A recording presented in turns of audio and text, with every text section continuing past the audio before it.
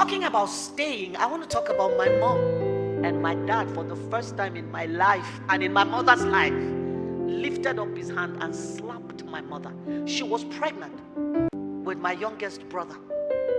He hit her and her nose began to bleed. There's a place for staying. It's usually warfare. God will ask such a person to stay because there is war to be fought or there is a message to be passed across, but they are not plenty. Many of the people who are staying sent themselves. God did not ask you to stay. Anything that will strip you of personhood is not godly. I made up my mind. I said, no man will treat me this way.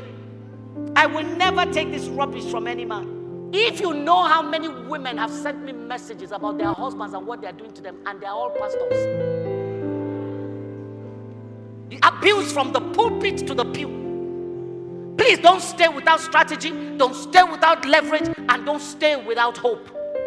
One of the times when my husband annoyed me, I left home. My mother stayed and lost herself. There's a place for staying when marriage becomes a death trap. There's a place for staying. Those places are few, and they are usually from a direct command from God.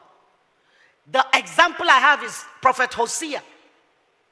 God said to him, go and marry a prostitute. When I saw Pastor Tolu's interview and I saw comments, I was just laughing. How convenient it is to sit with your tiny little phone and be typing nonsense that you haven't walked through. I wonder what social media would have said about Hosea then. No? Hey, he cannot be a prophet of God. This one, it cannot be God speaking. Marry prostitute. Gonorrhea. HIV. He's a false prophet. He brought a prostitute to his house. She left him and went back to the men. God said, go and bring her back. He went and brought her back. She left again. God said, go and pay money and buy her back. Prophet of God. Marrying a prostitute that is not repentant. There's a place for staying. It's usually warfare. God will ask such a person to stay because there is war to be fought or there is a message to be passed across, but there are not plenty. All the other ones that are doing, like Mama Oshika said, Father Lord, if I sent myself, have mercy on me. Many of the people who are staying sent themselves. God did not ask you to stay. Anything that will strip you of personhood is not godly. And abusive marriages do that. They strip you of your sense of personhood, strip you of value. And what is the most heartbreaking is that we sit down and we accept it. It is my cross. Who told you that is what the cross means?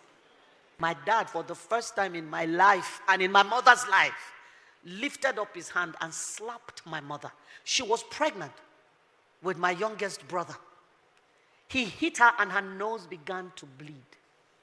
I was 10 years old. I will never forget that. I remember what my mother was wearing. I remember where she was standing in our house.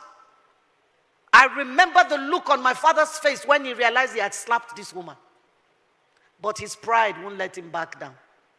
And he told my mother, for daring to defy, pack your things and get out of my house. And my mom turned with the blood on her nose and went to pack her things. When he hit her and told her to pack her things and leave, he left with the woman. The rest of us, life ended. We stood there, and the trauma and the terror and the fear, we didn't know what was happening. Our parents had never fought before, never been violent. And suddenly this thing was jammed down our throats in a moment. Now my mother has been asked to go. She's packing her bags. What's happening to the rest of us? And my mom went downstairs and was looking for a vehicle. We were standing on the balcony upstairs crying, looking at my mom. And my dad came back. When he came back and saw her with her things in front of the house, he drove past. We didn't know where he went. My mother got a taxi, got to the motor park. My dad was a vehicle inspection officer, VIO. It's not the type you have today. Then VIOs were like gods. And he went to the park and told every driver in that park, there's a woman coming pregnant with a little boy and a little girl. Any driver that takes her will lose his license. So he told her to go, and he took from her the power to go. My mother stood in that park and nobody would take her. She left and went to outside so she could find the ones that were just driving past.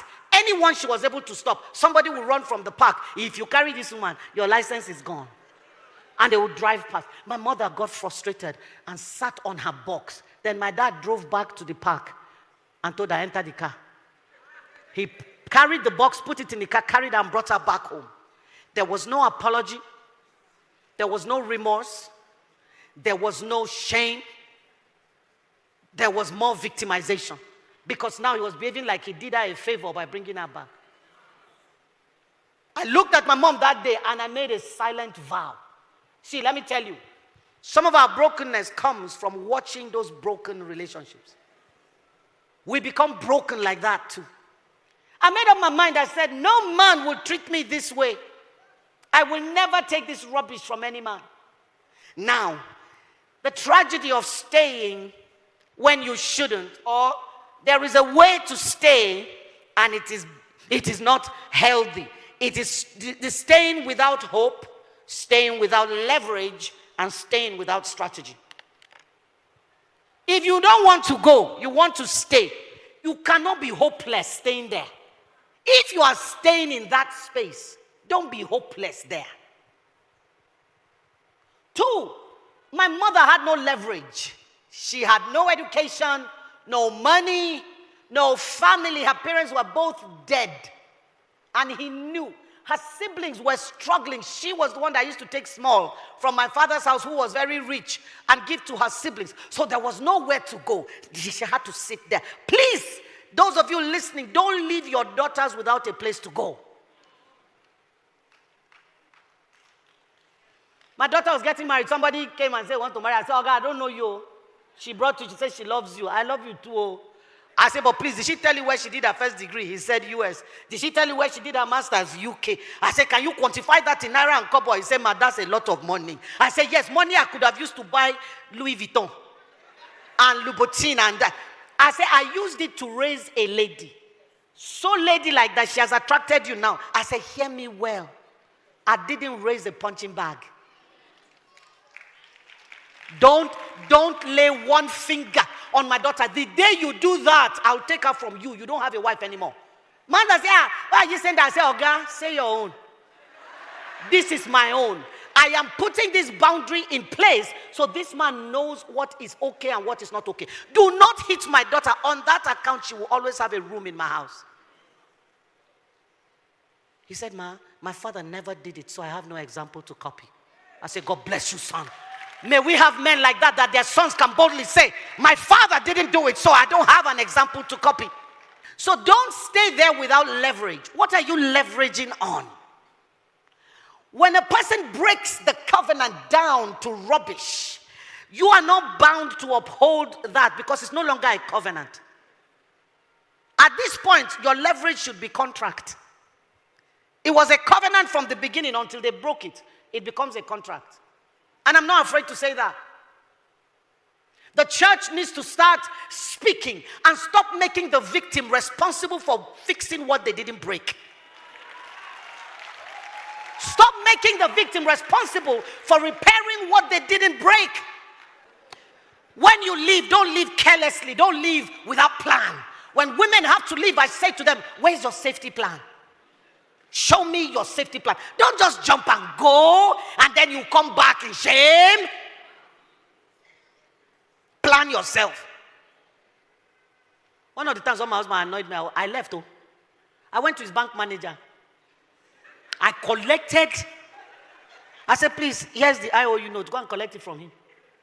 I collected his money from his bank manager to run away. Why will I run without a penny? The children were with me. But I've learned a lesson. When you run, don't run with the children. I'm not joking. Because you are leaving him with peace and ease. It was my sister that taught me that. When I ran with the children, she said, where are the children? I said, they're with me. She said, for what? I want to see you in my house. So I went to her house. While I was inside one room, she packed my children to the airport, put them on a flight and called him, go and carry your children from the airport. I wanted to die. My youngest was 1. I said, Auntie, my children. She said, if you don't shut up, I will slap you silly. You have left him at peace. You are the one with the pain of the things he's doing and the pain of laboring over children. She sent them back. Let me tell you what God did for me. As he picked them from the airport, one of them fell sick. So from the airport, they went to the hospital. From the hospital, they told him, Oga, you have to do this, you have to do that, you have to do that. He ran with the children, other children home, ran back to the hospital. The next morning, he came in the morning, ran to the office. Before he sat down, they said, sir, you have to come back because there's a document you have to sign. He picked up the phone and called me, please come back, I'm sorry. Everything that happened is my fault. I said, no. I don't do anything in that house. I have no value. Take care of them. Christie, come back. I will call my mother. I said, is she not their grandmother? What are you so afraid of? I don't want to leave so that another woman will not come and cream off my labor. That's because you think your reward is with man.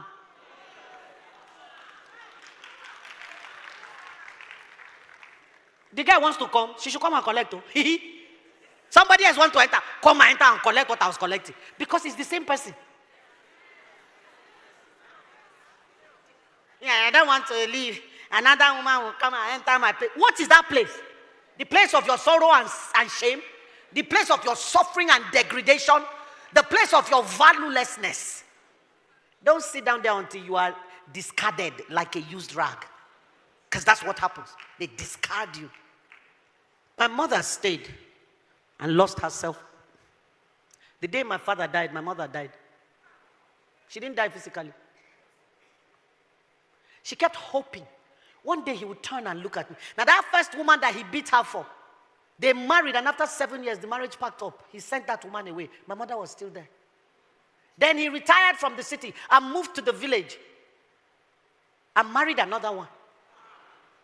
This one was the age mate of my junior sister. My junior sister is my mother's number 8 child. I've been number 7 child.